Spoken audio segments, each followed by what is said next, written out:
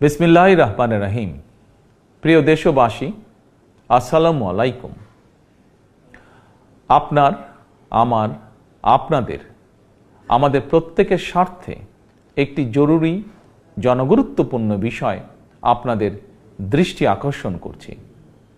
আমরা সকলেই জানি ডেঙ্গু কিংবা চিকুনগুনিয়ার মতন মরণঘাতী রোগ জনগণের প্রাণহানির কারণ হয়ে দাঁড়িয়েছে। অথচ আমরা যদি সবাই সচেতন হই তাহলে ডেঙ্গু কিংবা চিকুনগুনিয়া থেকে নিজেদেরকে রক্ষা করতে পারি।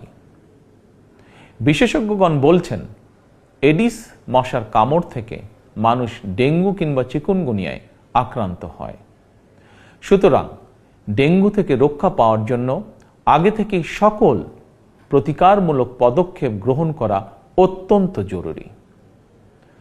বর্ষা মৌসুম অর্থাৎ জুন থেকে অক্টোবর মাস পর্যন্ত এই সময়টিতে সাধারণত ডেঙ্গুর প্রকোপ সবচেয়ে বেশি থাকলেও জনস্বাস্থ্যবিদগণ বলছেন বর্তমানে ডেঙ্গু আক্রান্ত হওয়ার বিষয়টি নির্দিষ্ট কোনো মৌসুমে সীমাবদ্ধ নেই। সুতরাং যে কোনো সময় মানুষ ডেঙ্গু বা চিকুনগুনিয়ায় আক্রান্ত হওয়ার আশঙ্কা রয়েছে।